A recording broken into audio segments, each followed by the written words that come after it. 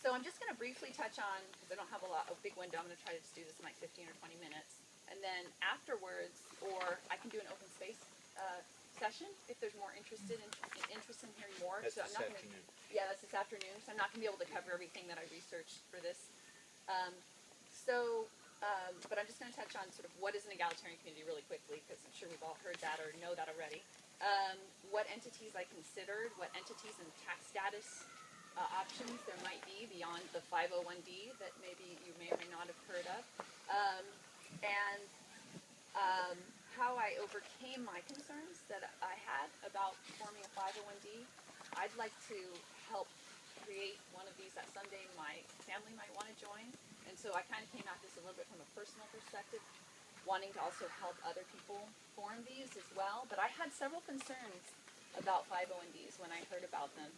And I heard about a new community called the Midden, which you've probably heard of, that tried a different approach than the 501d. Columbus, Ohio. Right, and tried a partnership, which I'll explain what that is, option. And so I thought, oh, maybe I'll research that, and maybe it'll have it'll give me some comfort, it'll provide some answers to my concerns about the 501d. And I thought maybe there's some other entity options that might work too. I don't know. I'm going to look into this. So the partnership option turned out to be just a black hole of research. It's just so complex. It's the most complex area of our super duper complex tax code. And so that ended up being all I looked into aside from the 501d. Except a little bit, I looked into 501c3s and came up with the concerns that I already mentioned. And housing co-ops, which have real serious concerns in terms of making them egalitarian. And worker co-ops, I'm actually curious to look into those a little more, but not too hopeful. And I wrote down some things about those options in the middle of the first page there. So, zooming in then on partnerships and 501ds. A partnership is, like Laird said, it starts with forming an entity at the state level. All these things, you're forming an entity at the state level. And what that entity is called can vary from state to state. So oftentimes nowadays, the limited liability company formed at the state level by filing with your Secretary of State, your operating agreement, which somebody mentioned, and then checking the box on the relevant IRS form that you want to be treated as a partnership, then actually complying with the massive rules and regulations and case law about how you are supposed to handle a partnership. A 501d, similarly, you form an entity at the state level, often a mutual benefit corporation. The state may call it something slightly different, maybe a different entity you form. And then you apply for and get and maintain and follow all the rules for a 501d tax status. And I thought it would be helpful to just read the 501d section because it's like 2 sentences and it says a lot about what a 501d is. So 501ds are, quote, religious or apostolic associations or corporations. If such associations or corporations have a common treasury or community treasury, even if such associations or corporations engage in business for the common benefit of the members, but only if the members include, I'm kind of shorting this in a little bit, include the time of filing their tax returns and their gross income, their entire share, they're allotted a share of the net income of that entity, all their businesses and so on. Whether they actually get that cash, they claim it on their tax return.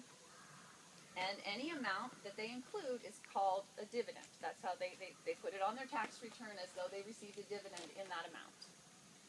And so Twin Oaks has about like a $600,000 a year net income from their businesses after business expenses are taken off.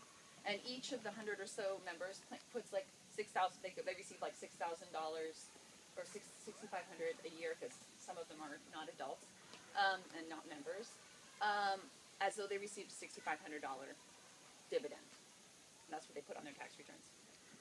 So the 4 concerns I had when I thought about forming a 501d, the first was I don't really consider myself religious or even spiritual.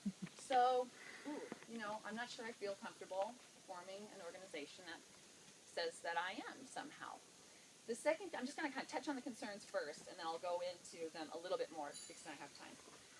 The second was I would really love to have a community that has the option of subsisting just off the land and donations for our nonprofit gift economy work. I would really love that. And yet, there's a couple of things that I saw as possible obstacles to that, which I'll go into.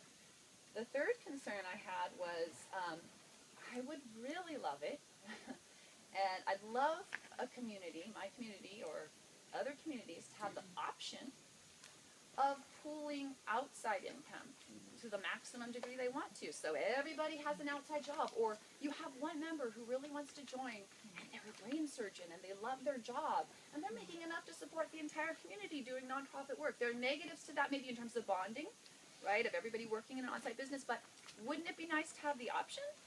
I would like to be able to have the option of maximizing that, but there are issues with that. So I kind of wanted to look into that and see if partnerships like offered a better option, a way around that issue. And then the final concern I had was